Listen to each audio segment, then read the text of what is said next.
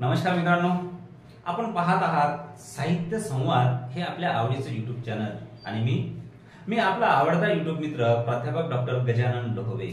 मित्रांनो, मन निरभ्र व्हावं यामधील हा 16वा लेख।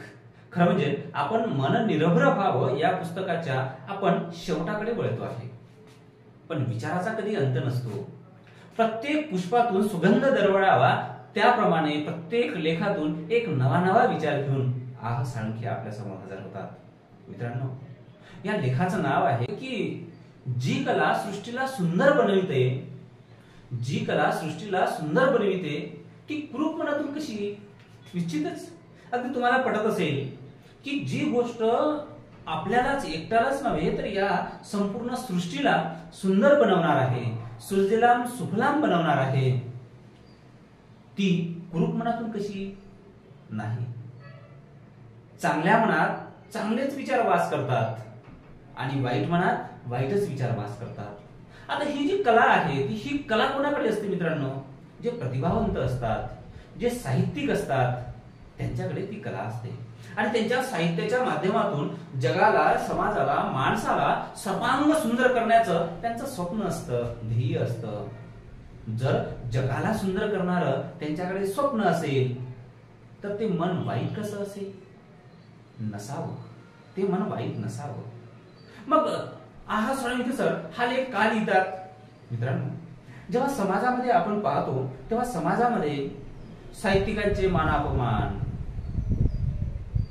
समतावाद्यांची हुकुमशाही असे अनेक वाक्य आपल्या कानावर आढळतात। हे वाक्य काय सांगते? समतावाद्यांची हुकुमशाही, एकीकडे समतावादी आणि त्यांची हुकुमशाही परस्पर विसंगत वाटतंय। साहित्यिकांचे मानापमान, साहित्यिकांचं मानापमान असण्याचं काय? साहित्यिकांची कुरघोडी, साहित्यिक कशाला कुरघोडी करणार, का करावं?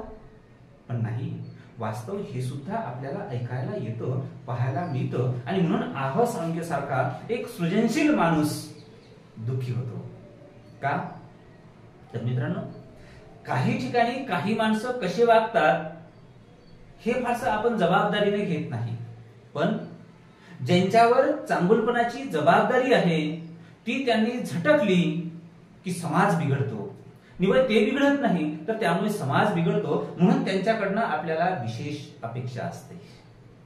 आणि म्हणून डॉक्टरनी हे अगदी डॉक्टर सारखंच राहावं, पोलिसांचा हलगर्जीपणा तिथे चालणार नाही, तर जिथे शिस्त पाहिजे तिथे पोलिसांनी पोलिसांसारखंच राहावं, हे आपण अपेक्षित असते, हे आपल्याला अपेक्षित असते।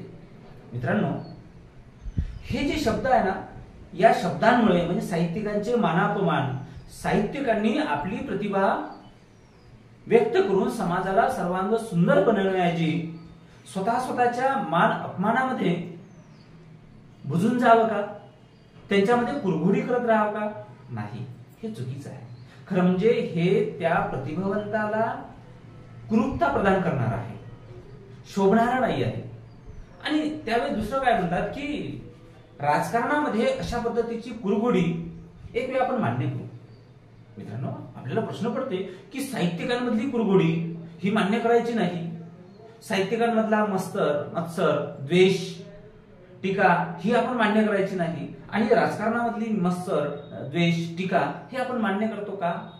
तर राजकारण्यांकडनं या बाबतीत फार आपल्याला अपेक्षा ठेवता येत नाही।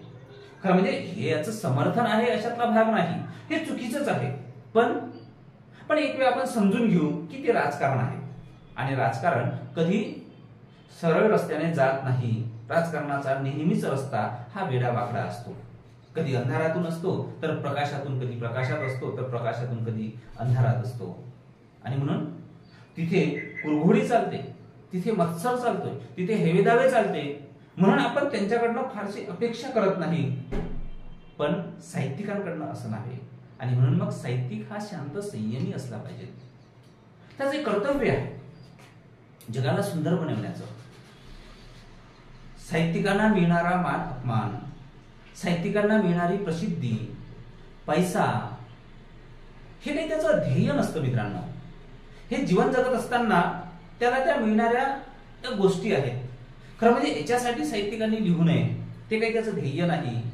तर माणसांना सुंदर करणं, सर्वांग सुंदर करणं, काटेरी आयुष्यामध्ये फुलं अंथरणं, विचाराची सुगंधी फुलं अंतरणं, हे साहित्यिकांचं कार्य आहे.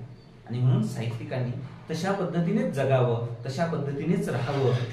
साहित्यिकांची मर्यादा आह साळुंखे या ठिकाणी नोंदवतात आणि साहित्यिकांचं विशाल कार्यही प्रामुख्याने ते सांगतात की साहित्यिकांचं जे कार्य आहे ते फार मोठं आहे आणि जर जगाला सुंदर करणारं कार्य असेल तर ते कुरूप मनातून कसं येईल.